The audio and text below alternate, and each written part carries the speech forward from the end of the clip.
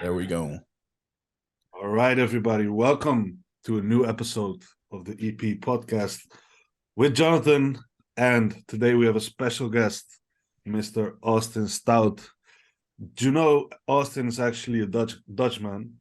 Yeah. But he Really? been to Hong Kong. Yeah, Yeah. Supposedly. That's what I'm told. His heritage. Oh, Yeah. really? It's not that So kind yeah, of weird because, Hmm? it's not that weird. No, If I mean, if your heritage is Dutch and Dutch. Irish. I get the little tiny bit of Irish comes out when my beard grows out. I get the red in the beard. European roots. Yep. Right. Yeah. So today we're going to be discussing estrogen dominance, GI issues, and stress, which those three are usually very much combined. Austin is a wizard on these topics, and well, just let the man introduce himself. Austin, can you briefly tell us who you are, where you come from, and all that sweet stuff? Yeah. So I imagine some of your listeners probably won't know me, but I started I started coaching um, in 2009, towards the end of 2009. So this will be, 13 years. This will be, I guess, the 14th full year of that. Um, in that time, this was I think a year before Instagram was created, right? So there was forums and Facebook a little bit. And I started in the personal training space like a lot of people did in that time, especially online coaching was a very small. I mean, I could count on both hands the number of online coaches that I even knew of at the time. So I saw the need for that service and kind of segue myself into that space. And as time progressed, and I started to make my own mistakes with my own physique, develop my own competing, falling into these functional health issues, things like that. Working with more people, I saw that there was such a gap in things like GI health and even back then, like even doing blood work at all, right? And then that kind of snowballed and advanced into what it is now, which is, different forms of testing and a lot more advanced understanding of how all these body systems are I guess intertwined with one another, and then of course evolved into like coaching mentorships and stuff like that. So it's come a long way. Yeah, because you have your brand. I believe it's called Integrated Muscle and Health, which I think is a really cool name because it literally describes the topic. It integrates health and Yeah. muscle. People that are searching for physique extremities, but also Jam Pop. I believe you have a whole coaching team, which also take on a lot of functional clients these days, like females who have issues with their cycles, PCOS, you name it. So can you tell us a little bit about the service? Sure. Yes, actually, that's kind of where it started because now functional health, a lot of people think women, right? They think like maybe it's Gen Pop or maybe it's like female competitors that have done the typical competing too often, under eating, high stress, etc. But man, I have just as many male functional health clients now as I do females at this point. Um, I think that's because I am a guy. So if you're a female coach, maybe you won't get as many male functional health clients, but there's a huge market for that too. And I'm getting more and more that are competitive bodybuilders, right? Like understanding the importance. So I wouldn't even call them functional health clients. I would just call them bodybuilders that are more cognizant of, you know, optimization, right? Um, because comes with some inherent downsides, Definitely. whether it's you're being heavy, like higher body weights, higher amounts of foods, whether it's, supplementation, whether it's, I mean, there's so many things that can go into it, right? Lifestyle, just their stress of their daily jobs, environments, relationships, stuff like that. So um, I've been enjoying working with the bodybuilders as well. And it's really cool seeing, and it's not always as complex as you think. Like these topics are very complex, but anyone that's worked with me knows like my whole goal is to simplify things down as much as we possibly can, make it easy to digest. So it's really cool to see these bodybuilders that come in and we're actually able to start tweaking and fixing things, and then all of that training program and they're doing, all that food they're eating, that, the PEDs are taking, like everything starts working better. Yeah. Right. And then all of a sudden you're like, man, I'm making progress again. So it's really cool when you can kind of accomplish that. So you basically discovered a problem with yourself being a bodybuilder. Also I trying would, to, yeah. yeah, I would say that I screwed up myself competing too much early on Yeah, in my right. career, Yeah. just like repetitively back to back. I did, and I was eventually put on testosterone replacement, right? Oh, wow. Eventually prescribed from a doctor, et cetera. So it's like I did the due diligence of making all the mistakes That's how for fucked up it was. myself. Yeah. And then I'm like, man, and I kept thinking like there has to be other people that are experiencing this. Here's what I really think's happened is I think that it's always occurred in bodybuilders. Males are able to compensate by just like pushing further. They can do that for a little bit longer than women and get Ignoring it. away with it until they burn out. Yeah. But I think the problem is like when social media blew up, there was a lot more competitors because you had men's physique introduced, you had bikini introduced, you had all these things. So now what we're seeing 10 plus years later is all of this trickle down from like if it fits your macros, just like really shitty coaching, like all these things like trickling down. Mm. And now we're stuck with it, right? We're stuck with all these people that are just fucked up, essentially. And now Yeah. we have coaches who don't know the answer or to solve it. Right. And Yeah. like I always say this, like how many times and you see it, the more stuff you learn, the more frustrating it gets, and the more you realize that almost no new clients you get are completely 100% ready to go, like right out of the box. This is something that like I do a mentorship with Austin myself. So Austin also provides, next to coaching, he does mentorships for coaches who want to actually learn this stuff and dig deeper into it. So that's a quick plug for you guys if you want to reach out to Austin. And I can honestly say it has helped me tremendously within my coaching space and my ability to help my clients. But one of the first things that Austin told me when we were into it is like, the more you learn here, the more you start to realize your clients are fucked up. And then it's only Yeah. going to get worse from there because you start to see all these patterns and you start to see all these things, which is definitely something that happened like now. Yeah. Everybody that comes in, I definitely do see things that need to be improved or can be improved because some people, yeah, they don't want to improve, which is a whole topic on its own.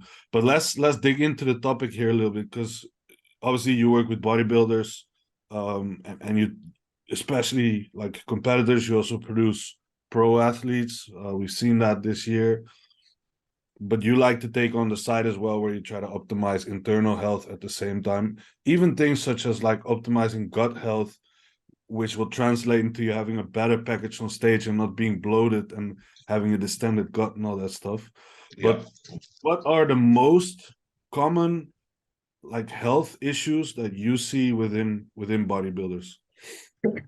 Yeah, great question. So you brought up the gut health thing as far as your stage presentation is a big one. That's definitely really relevant. So as far as most common things are mostly GI issues sometimes related to food, but more so related to just systemic stress accumulation over time. Like you got to think as bodybuilders, we have all the regular stuff that a normal person deals with, job, family, finance, all this stuff. And we beat the shit out of ourselves. Yeah. So like, we think we are probably doing other things that general population's not doing in terms of we're more cognizant of like our sleep and wake patterns and doing, like blocking blue light, like doing all these little things. But you got to think that we're still exposed to a lot larger, cumulative stress load. So, I would even GI issues. What's that? Go ahead. I would even make a point that most bodybuilders aren't doing that stuff yet. Yeah, well, there's that Only the ones also. that already fuck themselves up enough so that they start to research like, fuck, how can I start to feel better? And then they go into like, okay, stress management, managing light exposure, etc., etc. But a large population of the guys who are doing all the extra, like beating themselves in the gym, taking all the gear, competing, having a stressful life circumstances, they aren't doing all the optimization stuff just yet. So there's a large group there, which is really like you just talked about, like having all those normal life stresses and then all the added stuff from bodybuilding, and aren't like necessarily doing the groundwork to manage it. Yeah. And it's never going to be perfect. Like I when I first started learning about these topics, I'm like, I did the same thing all the mentorship clients are doing is they learn all this stuff and then think that like no one's ever going to be able to compete ever again or do anything. We got to live in like this bubble.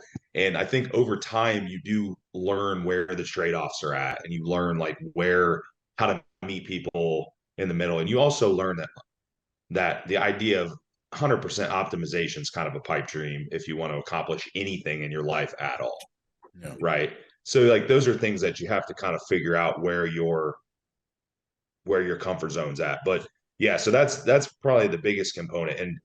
And we can just say right off the bat, like stress is the largest driver of any of these issues, no doubt. It's just that it's stress comes in so many forms that it's quantifying it is the hard part.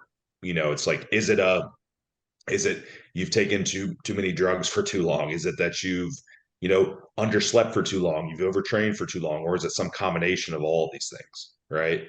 And then as male bodybuilders, we also add in eating an exorbitant amount of food in the off season, needing to grow. I'm no stranger to that. That's me. That's like I get it. Um, I have to push my food pretty high. It sucks. I don't like it doing it. I've had to figure out how to manage it. You know, I was upwards of like 7,000 calories at points, and I hate it. How You many know, carbs? awful. Oh, I've done different ratios. You know, I've done like more carbs, less fat, higher. You know, I've tried everything. At that point, it doesn't make any difference No. really. Um, it's awful. It's anything that that's palatable that you can actually stomach at that point is kind of the goal, right? Because everything tastes terrible. All the orange, all the orange juice. It's Yeah, like, and yeah, peanut whatever, butter. fruit juice, like whatever you can fucking get down. But so there's so many things that are accumulating there stress wise is the point. And then what starts to happen is all this starts to trickle down, right? Because with this stress, you know, we're also starting to impact things like hormone conversion and metabolism. So like when we do blood work, we're looking at the serum level of hormones that are circulating in a person's body, right? But what we don't always see is like what is the body doing with these hormones, right? So there's things like how does that estrogen metabolize? Because we check estradiol, typically E2, because it's the most abundant estrogen. Okay, well, we have to metabolize it, and we'll metabolize it through a few different pathways. They don't all do the same thing, right? There's certain pathways are like when you hear scary effects of estrogen, like cancer and things like that, especially women, breast cancer. Um, you have pathways that are causing a lot of oxidative damage and are essentially a carcinogen metabolite, right?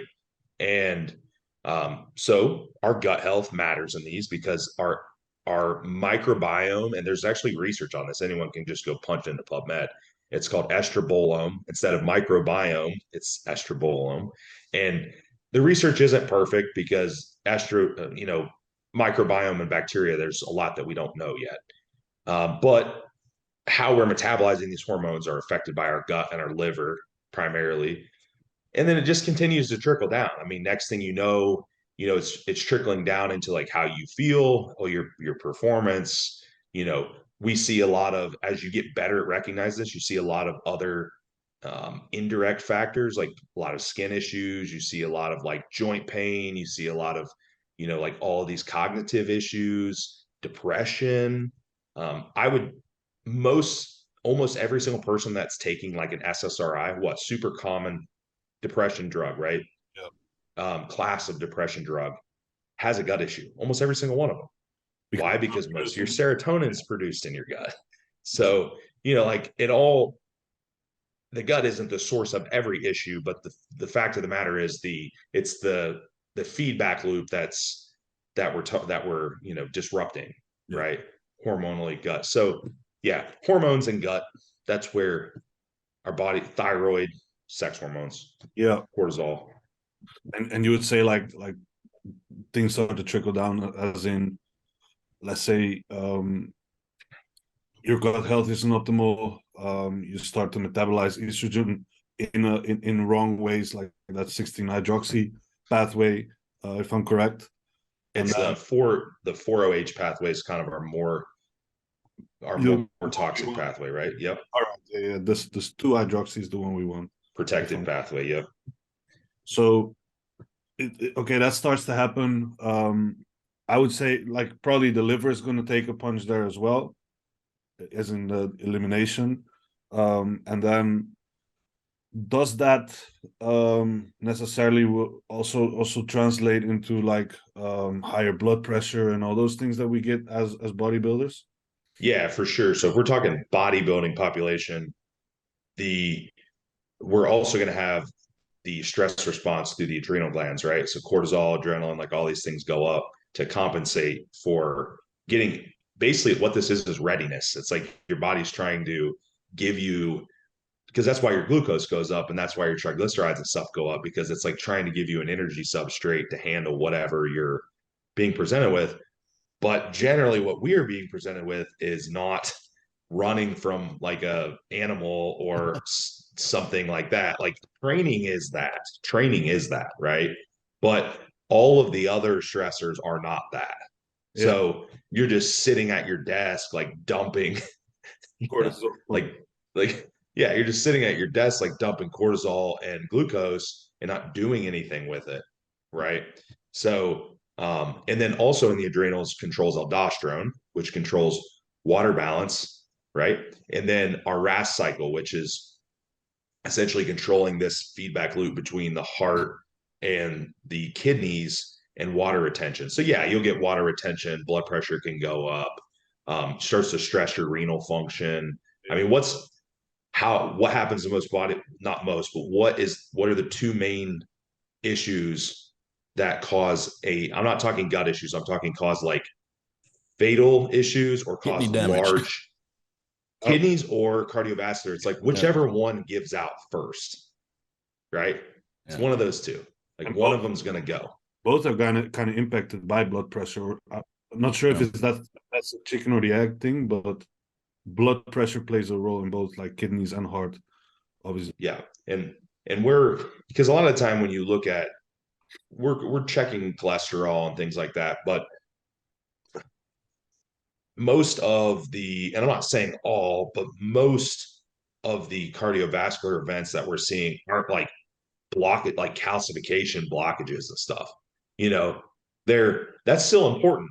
That's still important. You know, that's a component, but a lot of them are like abnormalities in ventricle function, you know, valves and things like that, or the kidneys just literally not being able to shed water pressure off of the vessels, right? It seems like that's where things start to go wrong, is when that renal function gets bad, that heart can't, you know, it can't push blood the way it wants, the vasoconstriction's too much, and then we start running into the heart starting to break down. Yeah, so stress out, like, if we're, one thing we can extrapolate from this, that stress is somewhat the root cause of all of this, obviously.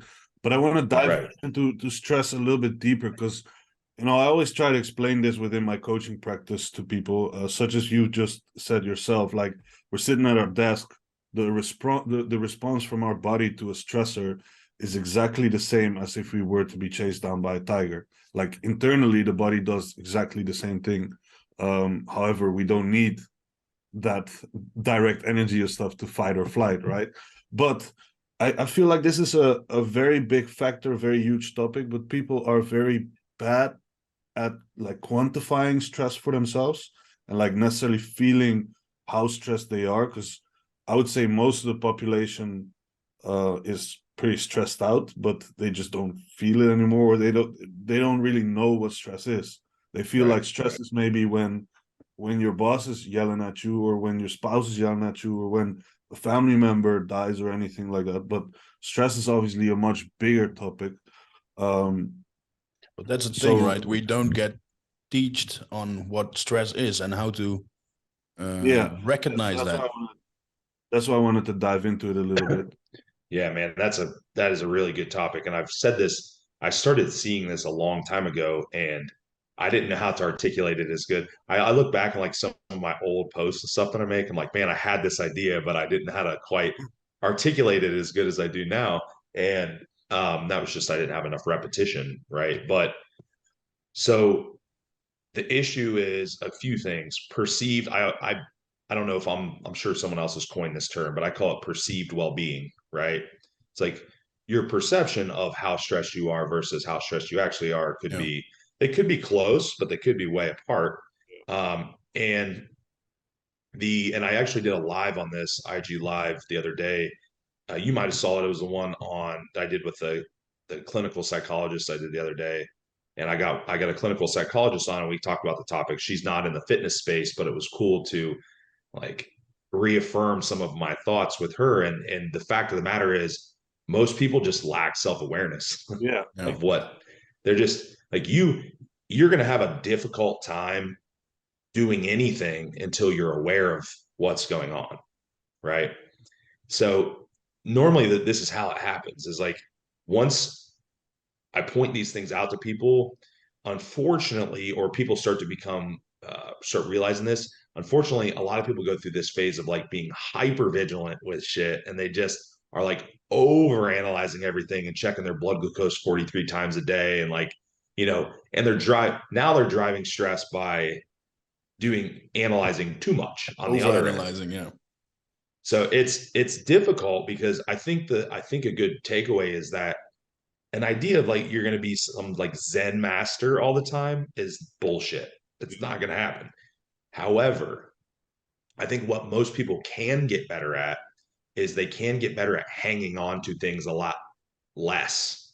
Okay. So like I get stressed, you guys get stressed, everyone gets stressed. But the difference between me and someone else is I may get stressed for a short period of time, and I can just let it slide. Like, all right, does this matter? Do I need this? What do I do with this? Get rid of it. I have other shit to do.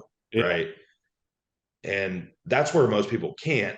They until you can kind of build that self-awareness and start building those processing skills of like just analyzing stuff quicker and more efficiently, you're going to have a hard time with reducing it. Now, quantifiable markers are fine. Blood work can show you stress, blood glucose can show you stress.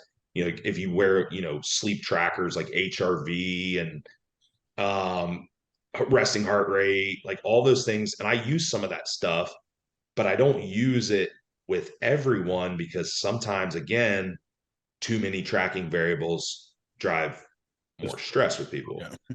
I'm like, what's the quickest way to raise your blood glucose? Worrying about your blood glucose.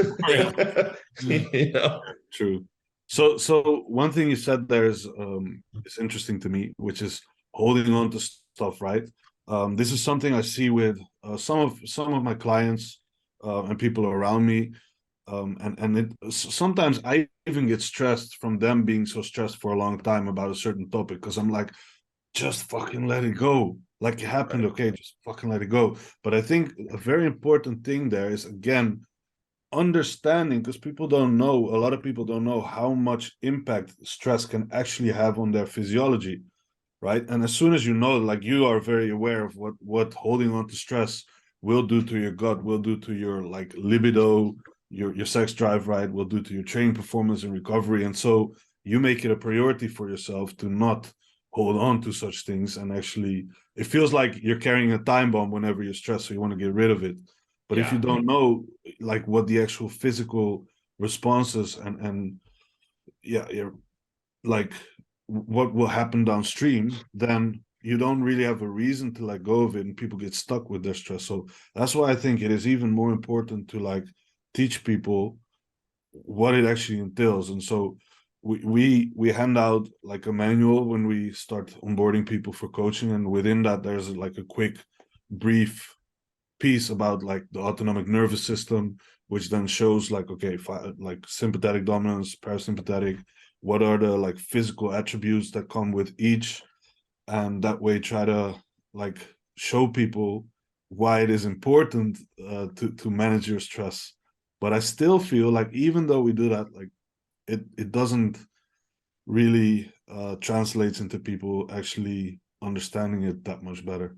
I think Yeah, it's a really, really difficult thing to get across. It's also the easiest thing to get neglected, right?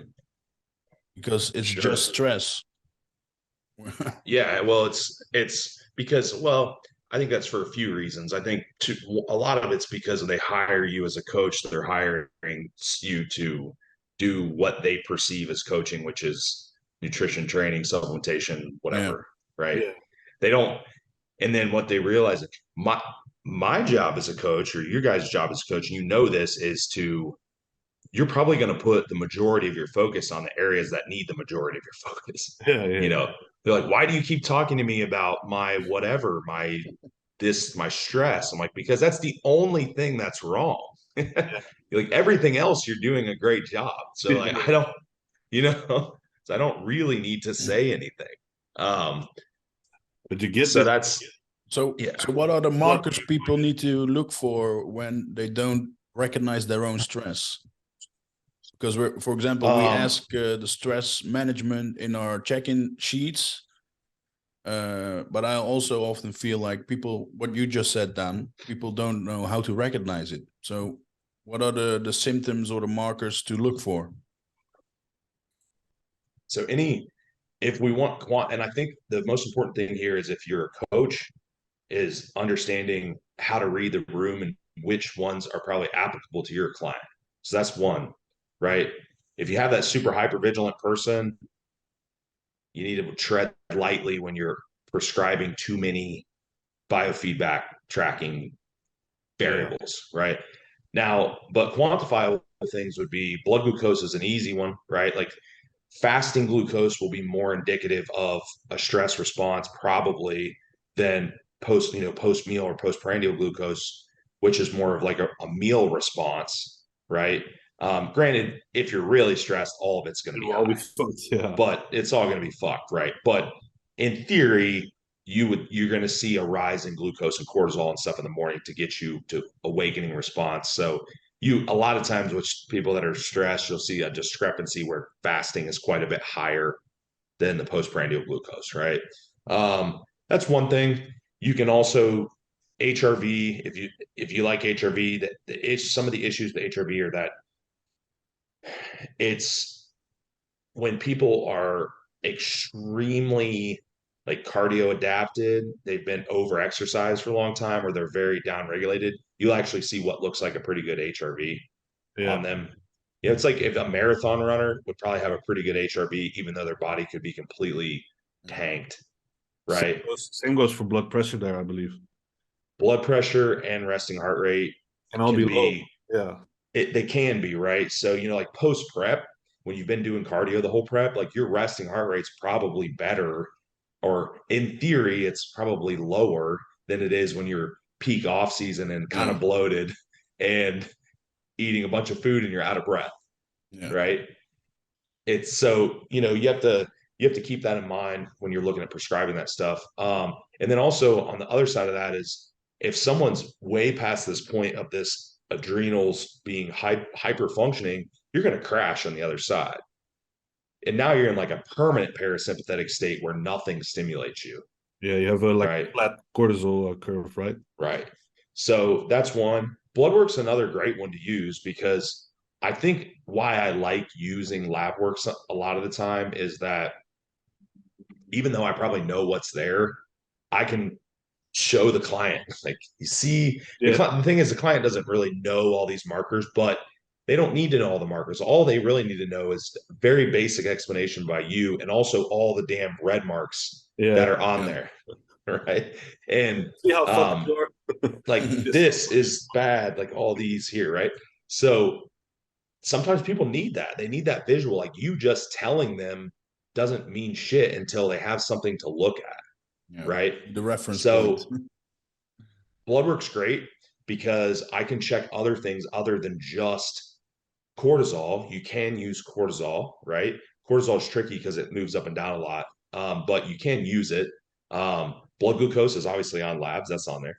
Electrolytes is even a tricky one that a lot of people don't realize.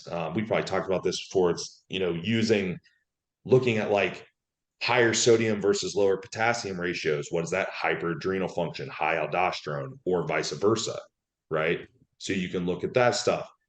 Reverse T3, seeing like very poor T4 to T3 conversion. That's probably a stress parameter, So there's things that you can see that are non cortisol or related that you can quantify. Yeah, yeah. And like a low level thing to do, which I like to do usually, and it's not weekly tracking, but if you have a suspicion that a client is like stressed and they don't really know it, it's like have them be aware for a week, just put them on like focus, even if it's a, like you say, hypervigilant person, you just tell them to do it for a week and go like, just keep a checklist, sort of like turfing it, of every time in the day that you feel your body gets, Did we like, talk about this? stressed. No, it's actually, Oh, I do this all the time. yeah, so like just note it down and then start to see how frequent those things happen to you, and then also translate that into like, okay, which are the common ones here, which ones are like the most frequent stressors, because with stress is one thing, you can have a big ass stressor as in your house burns down, which will be like a big ass stress, but it happens once and then you rebuild and shit. But like the stresses that occur on a daily and maybe even more times in one day, those are the ones that are really going to keep putting coins in that bucket, filling up your bucket basically. So I like to track that. It's a very like, it doesn't cost you anything and it gives you a lot of insights to how stressed you actually potentially are, I think. Yeah. I call it tally mark system. So I just tell them to make tally marks to kind of keep Yes. track of that. But that's a great way to do it. And then what we can do with that is we can just start becoming, it's an awareness building thing, right? Yeah. And then we can start cutting back on those tally marks a little bit because you're just becoming more aware. Yeah, eliminating those things and cutting out It's people from your life and shit. it goes a long way, man. Like people don't realize that like if I can take and reduce my tally marks by 20% times 7 days a week Yeah, so times 30 plus 30 whatever days a month, dude, we're doing some work at that point, yeah, right? that's a lot of room in the bucket there. The stress. Yeah. You're freeing up quite a bit of recovery ability for training. And that's another thing. Like I tell people too, pain points, man. Like I'm like, hey, you know, you want to be able to do this and train harder and get leaner and all these things. I'm like, this will allow you to do that, Yeah, get bigger. right? So what are those pain points? What do you want to accomplish and what do you need to give up in order to accomplish it? And those are questions we need to ask sometimes, like what is it um that you want to accomplish, and why will you not give it up? And a lot of time people won't give things up, and this is going off track a little bit, but it's still very relevant, is that they identify with something, right? Like they identify with the behavior, or they identify as like, if I just do all of this extra work, I'm going to be better, when really it's just making them worse, right? So getting people to realize those things and reinforcing that, and so they can let go of that fear of losing their abs or Yeah. whatever it is. So I think the two main things we can take from this part of the podcast here is that like stress will be at the base of any issue that arises afterwards. And the second thing is learn how to like fucking let go of shit. Might that be like mental stuff that weighs down on you, or like behaviors and things that you identify with that are causing problems, which I mean, to a point can even be bodybuilding itself, as in like drug abuse, like PED abuse and stuff. People start to identify as like, I am 300 plus pounds and that's who I am, and so I need to be 300 plus pounds, and then start taking gear or keep taking gear just to stay above that line, which is making them like messed up on the inside.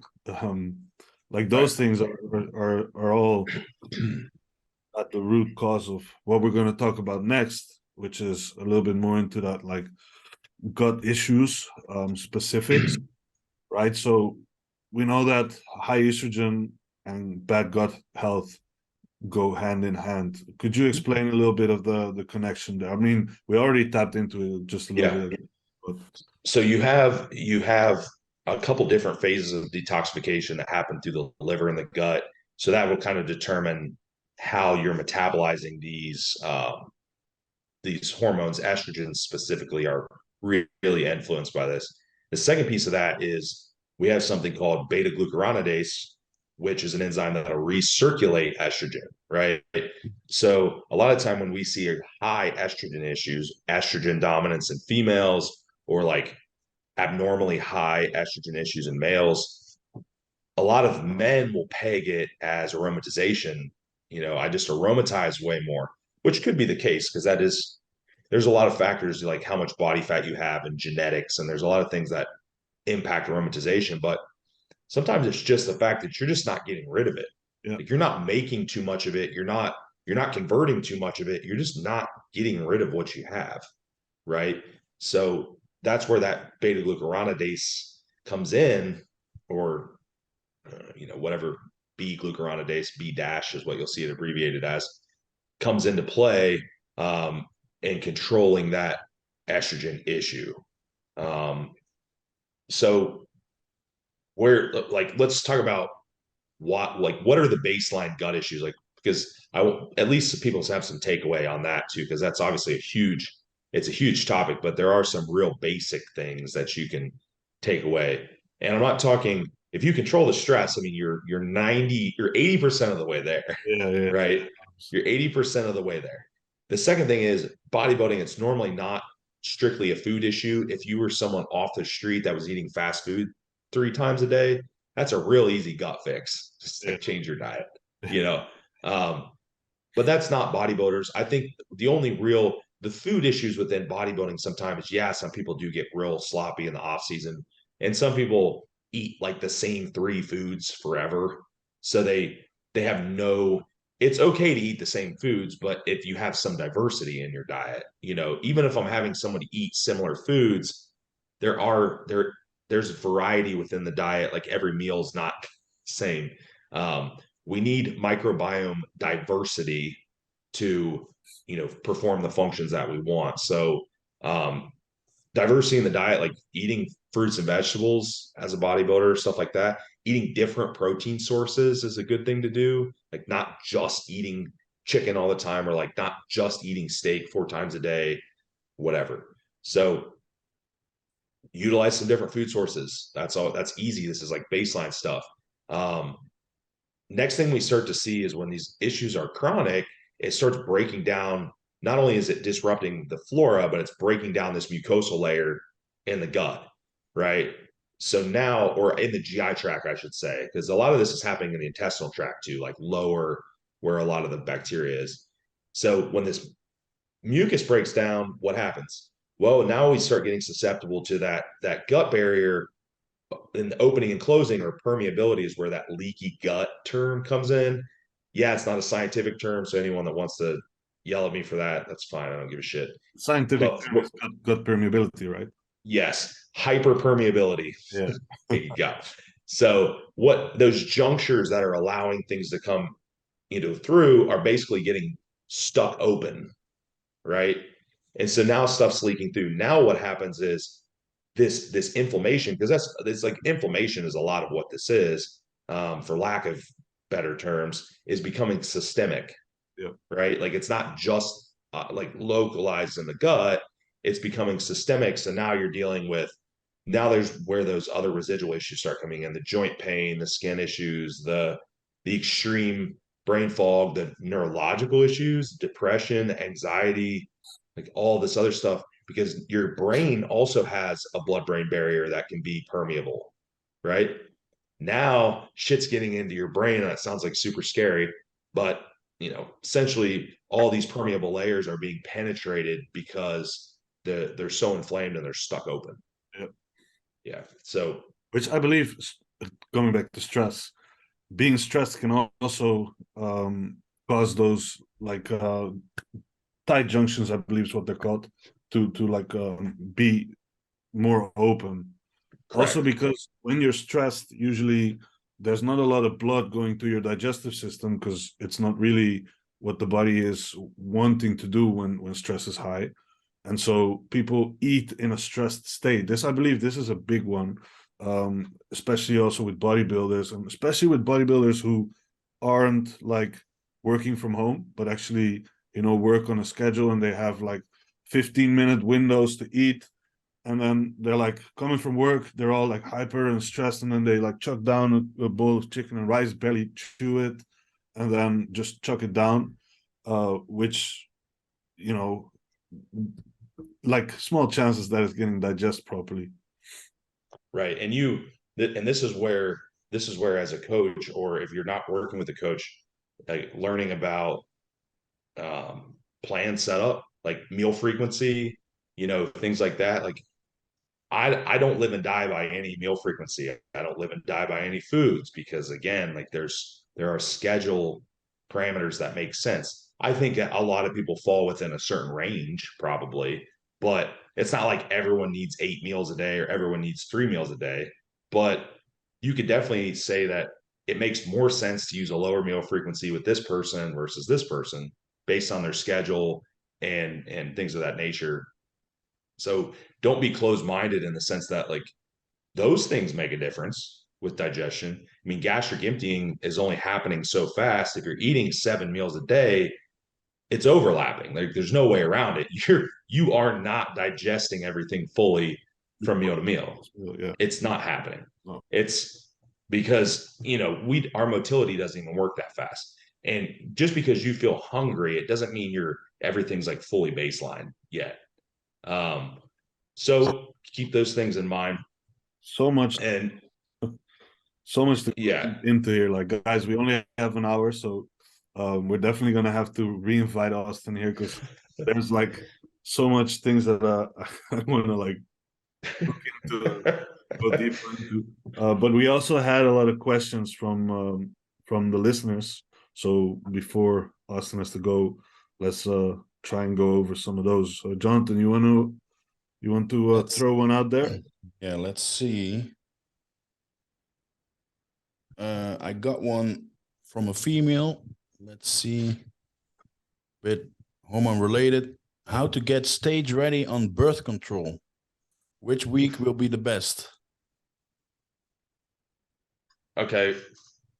First off, the lots of different type. I'll try to summarize it. Different types of birth control are going to have different effects.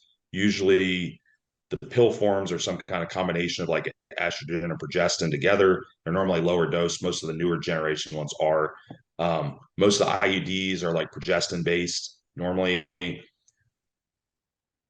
anecdotally and statistically, from what I've seen, IUDs tend to cause more issues. The progestins seem to be a little bit more problematic overall. So keep that in mind if you are dead set on staying on them. Just a FYI, that's not going to be universal to everyone. So maybe like the type of birth control you're using, if you're going to use it, maybe choose the lower dose pill form, and depending on your hormone profile, but that's probably going to be more friendly to most people. Next thing would be potential, screwing up motility in your gut and disrupting gut microbiome. So that's, a factor with people. Is it impossible to get stage lean on birth control? No, but you're probably making it a little bit more difficult on yourself. Just a simple fact that you're, shutting down your endogenous hormone loop. Yeah. So how do you get lean on it? You do all the same stuff that everyone else does. You just have to know that you're doing it with your foot in a cast. You know what I mean? So that's kind of the long and short of it, is you're doing it at a disadvantage.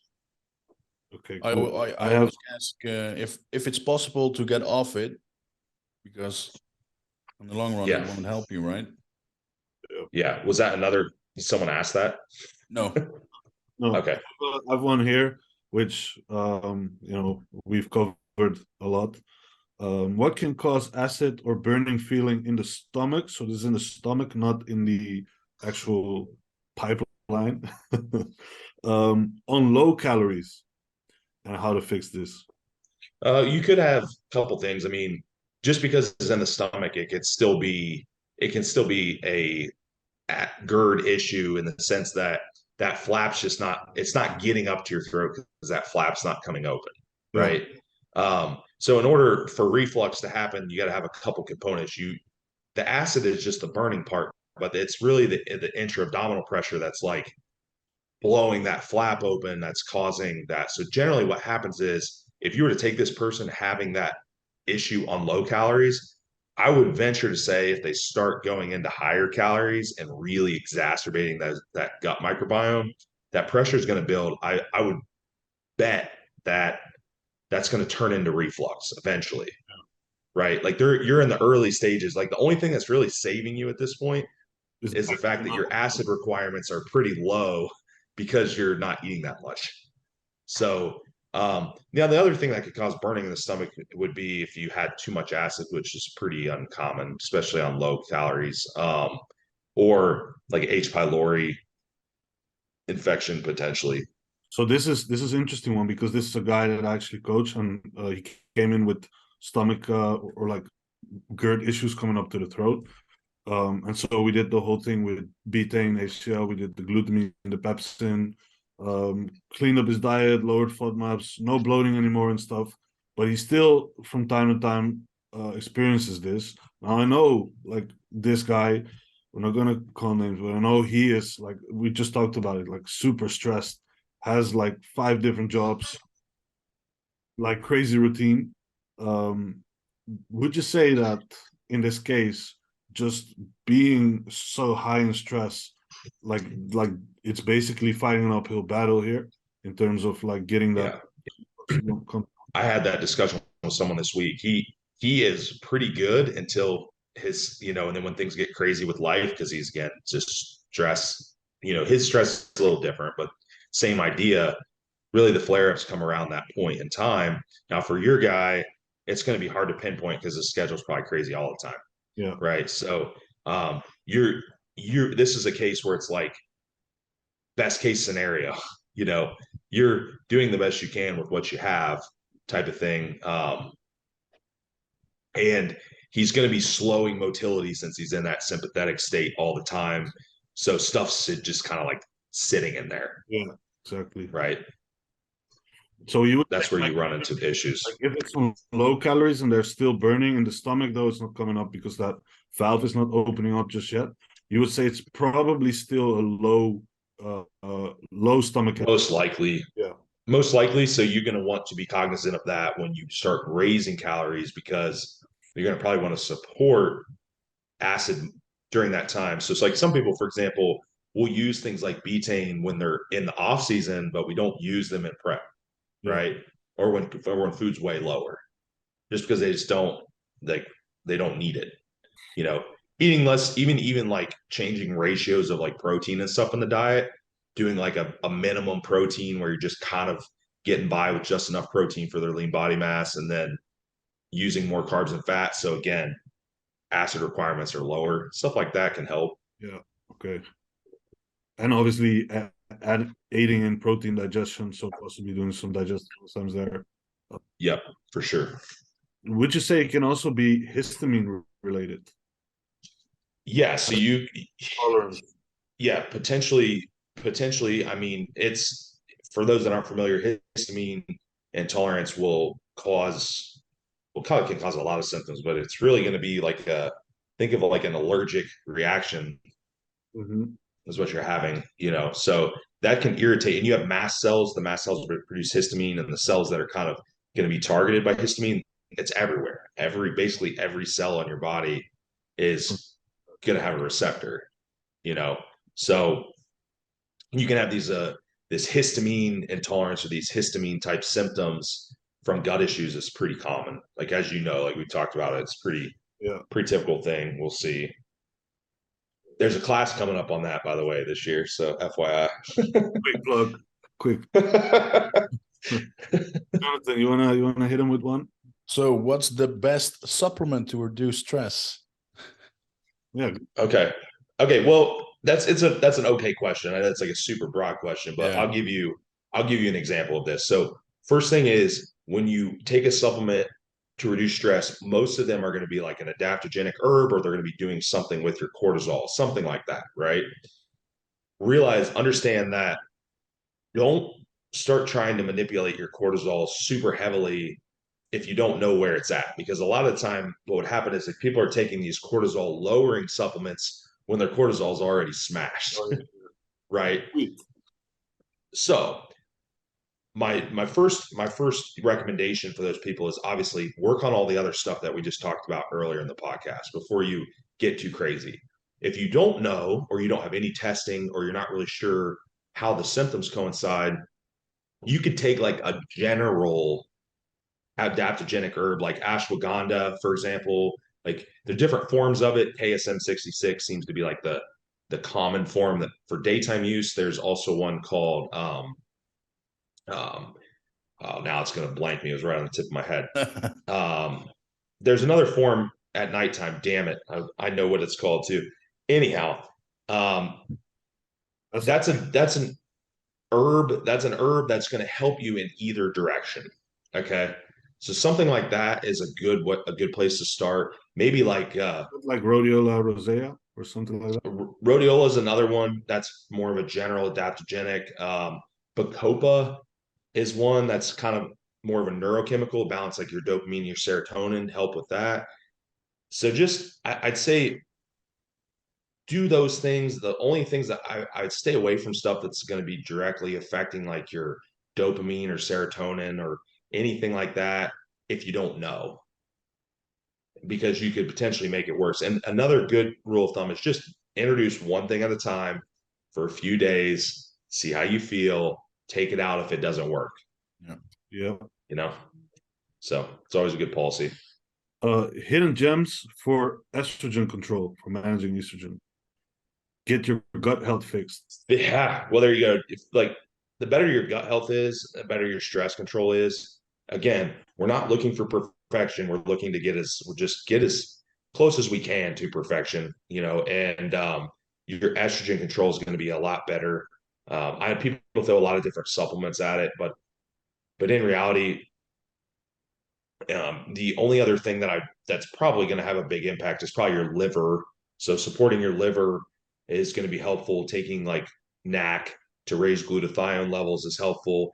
If you're a bodybuilder eating like a lot of food, a lot of fat in your diet and stuff, taking like a bile salt is helpful. Like take TUDCA, just take straight TUDCA. So that would be helpful. But gut and liver support is where your estrogen management is coming from. Eating some bitter foods can also help with that, right? Yep, for sure. Jonathan, do you have tips on managing work-related stress? Okay.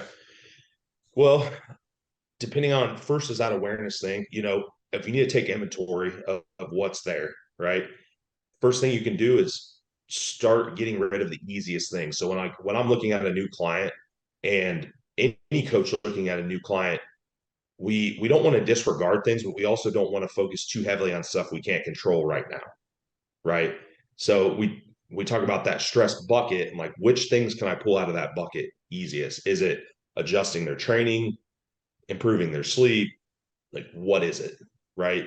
So for work, again, there's going to be some non-negotiable things that you have to do depending on what your job is. But probably the biggest thing is if you do have a stressful work environment, or maybe you're even a coach, so you're dealing with like a large emotional burden from your clients, right? Is understanding to address my advice is this. My advice is like address things sooner with people if they're affecting you, right? Don't let it slide forever. Address things quicker. That's helpful. Same thing if you're coaching, man. Like set the precedent with your clients quick. You don't have to be an asshole about it, but like set that tone and make them understand where the gaps are and what we need to work on. Because if not, 6 weeks later, you're going to want to like walk out into the middle of the road when they're sending you your updates, dude. You're not going to want to work with this person, right? Jonathan all about this? Yeah. I'm really quick with it.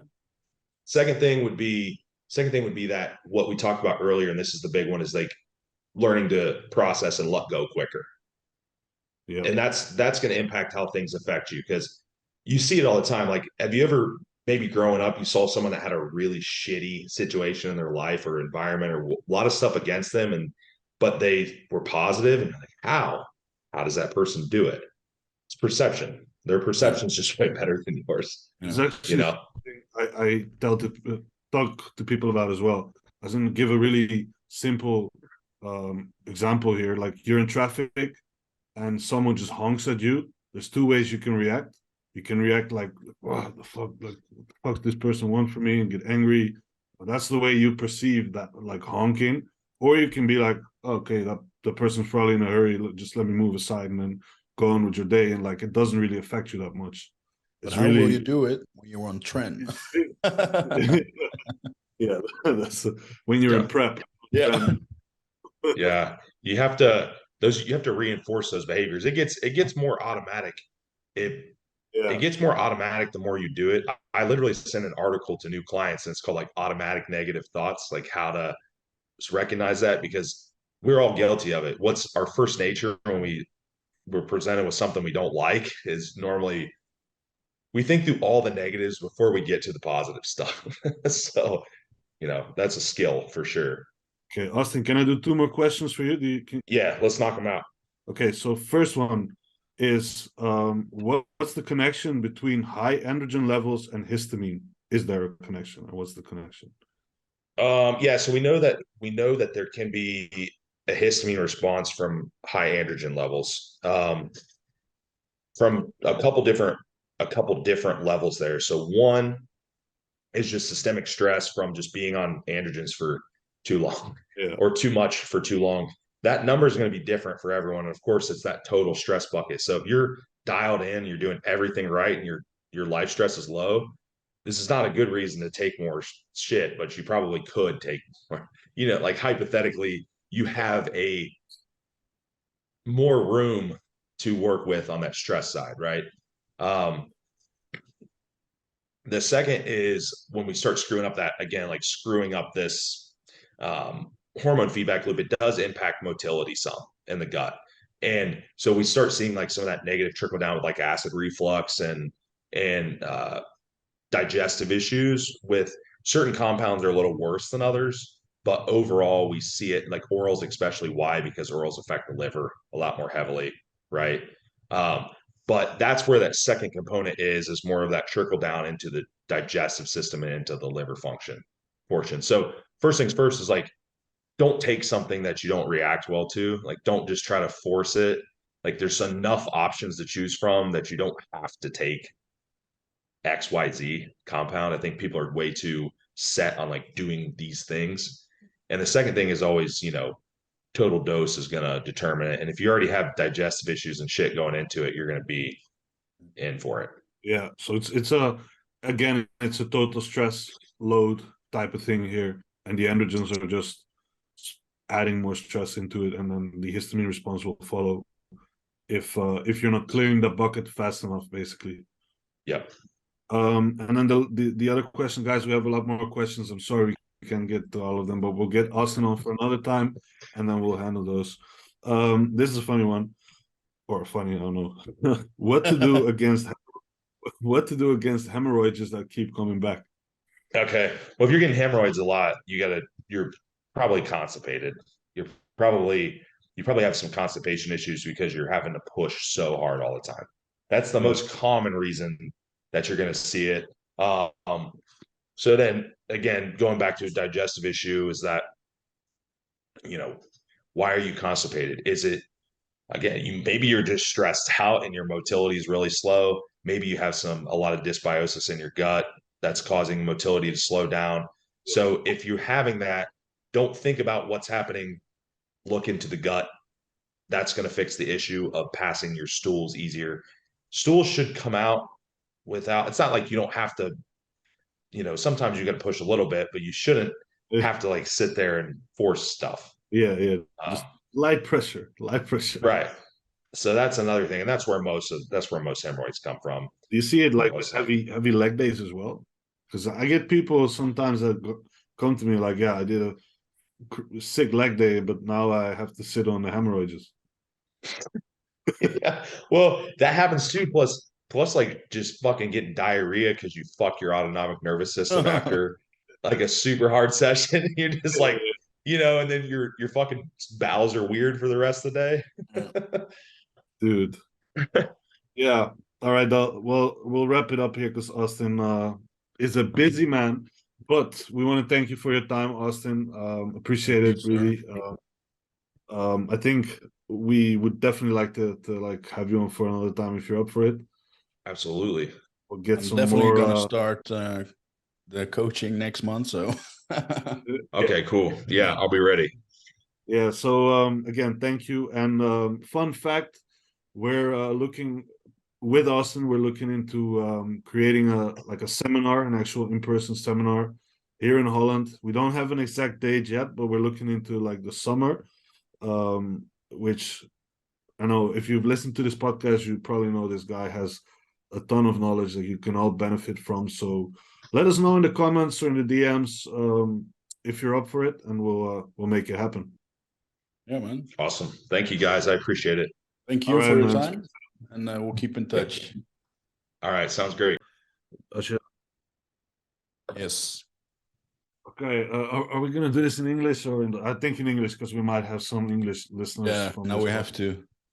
We actually started getting more requests to do these podcasts in English, which is a little bit of a topic for us because we know we have a lot of Dutch listeners as well, and some of them don't speak English.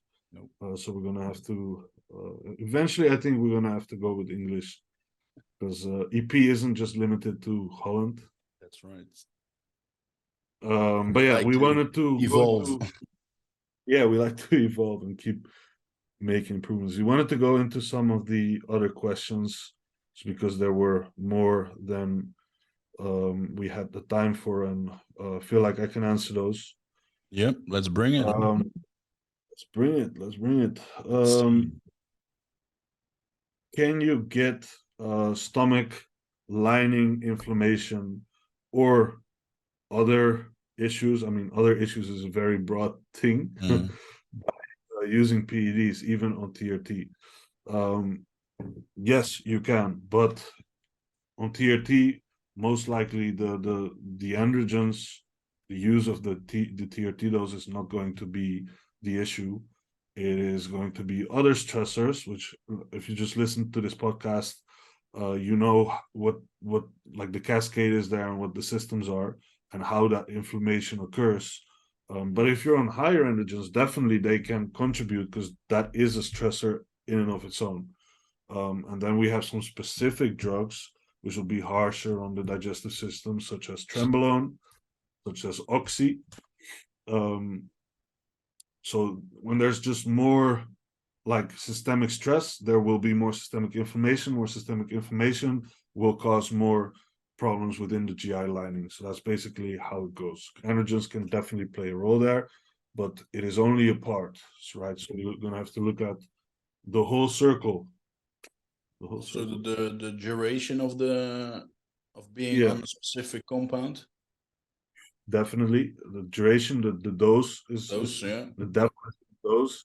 But what I mean is like in context to your other life stressors, like we just talked about, like let's just view it as like this shaker cup here, not like no plug. Right? You have a capacity here. It can be completely full, it can be completely empty, it can be Yeah. somewhere in the middle. The fuller it is from your life stress, the less space you have to add on stress. Now you're going to add on androgens to this. Yeah. That's going to fill up your bucket right there. Once it's filled up, it takes a very little amount to overflow, and that's where the issues arise. So it's a matter of managing that total load, basically. Yeah. Then basically what we just talked about. Then you have your androgens. Then on top of that, you have your training. Exactly. Yes, that's what we mean. Yep. How to tell the difference between bloating and just food volume in the gut. So bloating usually occurs in the lower abdomen. If we're talking about actual bloating, that's going to be more so like close to the pelvis area. So you will see like below the belly button and around the belly button, you will see that that area starts to bloat. So that's not food volume, because by that point, that's where the point in the intestines where the food should already be broken down pretty much and formed into stools. That's usually where bloating occurs. If it's any higher, like you just ate a like fucking big ass cheat meal and your stomach like just below your chest line is piling out, that's actual food volume, because that's still in your stomach and that's just your stomach expanding. So it's very easy to tell that way. Upper abdominal bloating, usually more so food volume related. It can also be inflammation there. It's a long ass answer if I'm going to go into that, but that's usually food volume, especially if you just ate. Lower abdominal, that is more the type of bloating that we want to classify as bad bloating. All right. Do we have any more questions? We had a few. What can be the issue if you pass stools 5 to 6 times a day regular? So there's a couple of things there. Food volume. Yeah. Food volume is one. Depending on how many calories you're eating, also depends on how many stools you have, right? Right. And then we have food intolerances, which can be a trigger for the migrating motor complex, because that's the thing that basically tells your gut when to empty. Migrating motor complex is what it's called. So that is also influenced by stress. And it can be influenced in a way where if you have very much fluctuation between being super stressed and then dropping it all at once, the body starts digesting, and everything comes out in a relative short period of time. So that is an option there. But it also is like regulated by how much food you're eating. If you're eating a shit ton of food, at some point it's going to be like not avoidable to go to the toilet 5 to 6 times a day. As long as your quality of stools there is all right, there's not a big issue. Will lowering SHBG, if it's on the high end, benefit a natural lifter? My first answer would be yes. Definitely. Yeah. Definitely. It's not like you're bringing up your total testosterone levels, but you're freeing up more of that bound up testosterone to actually be able to do the job. So yes, it will benefit you. Definitely. Where's that question? I don't see it.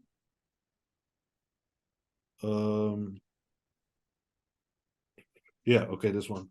How to obtain a diverse gut microbiome, and is it necessary for optimal digestion for bodybuilding? So yes, it is necessary, not just for bodybuilding, for general health, and you can view those things as combined.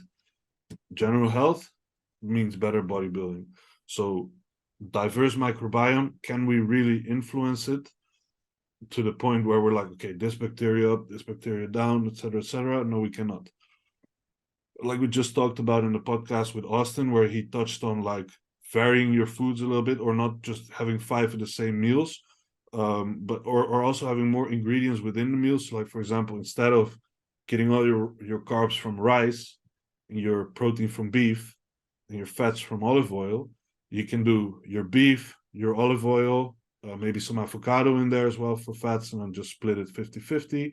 Do some rice for carbs, and then maybe some kiwis or some pineapple for carbs. And that way, within one meal, you have a lot of nutrient diversity. You have a lot of micronutrients in there, which in turn will provide you with a more diverse microbiome. And that is also why I usually make up meals of like 4 ingredients most of the time. Sometimes 3 if it has to be simple for that person, but it's a trade-off. So yeah, definitely important, and that's how you can do it, is just by eating more different foods. Different food colors play a big role there. You should probably know, like every color, vegetable or fruit has its own its own density of certain micronutrients. Yep. Let's see what else. We have another one. Things to absolutely avoid to keep your gut health in check. What would you absolutely avoid? Like from your own experience. Because Eating. this is very eating- individual as well. Yeah. For me personally, it's eating multiple junk meals throughout the week. That's one. And basically, other things is the food volume with me. That's also a trigger. That's for me basically it. Okay. Yeah. So junk meals, yeah. It's a matter of like how much inflammation are you creating, Yeah. and are you listening to your body? As in, a lot of people just push down food and then they feel like, well, okay, I feel bloated and stuff, and they just like, oh, that's normal, but it's maybe not so normal. Maybe you should like listen to it and be like, maybe I shouldn't eat that food if it bloats me up. If it creates inflammation within my body, why am I eating that food? Yeah. That's maybe a question you should ask yourself.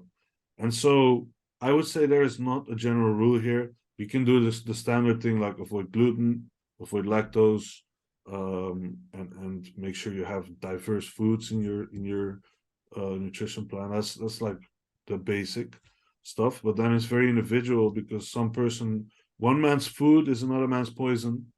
Um, some people can react very, very badly to eggs, whereas other people go like freaking nuts on them. So this is something where you're gonna have to trial and error and see like, okay, what is this food actually sitting like with me? How does it feel after I eat it?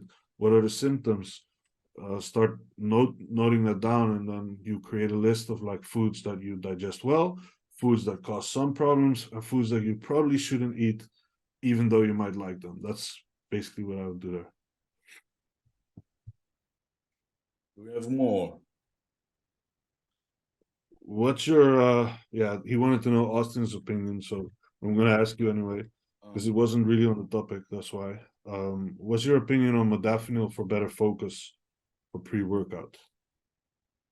I don't have any experience with modafinil. So Me I can't neither. I'm sorry. no. I can't tell you. No personal experience. I haven't touched this stuff. I know it's gonna be shitty for your appetite. So I haven't touched it because of that reason, but in prep it might actually be helpful that way. Yeah, and if you need focus during training, you can also take something like alpha GPC or bromantane. Yeah, modafinil I believe is a bit like harsher though, And like modafinil is a more. drug. It's not a supplement. Yeah, it will have more effect. Yeah. Let's see what else. There's a few more good questions in here, Yeah. which it should be like to Austin. So we'll definitely get him back on ASAP and dig deeper into this stuff. I think this is where we will leave you. Yeah. For, Thank you for your time, right. guys. Thank It's a you for long one watching today, but it's worth it. Yeah. Yeah, it's definitely jam-packed. Yeah. And again, hope you enjoyed it. We try our best to bring on like guests such as Austin, Callum. Next week we're gonna have a podcast with Mofo Body Mechanic, which is an injury rehab specialist. We're gonna talk about all that sweet stuff. So get your questions in right now. Send them in a DM on Evolving Physique's Instagram. Keep sharing the podcast. We really appreciate it. And leave a comment, give a thumbs up. And we will see you next time in the next one. See you in the future. Ciao. Ciao.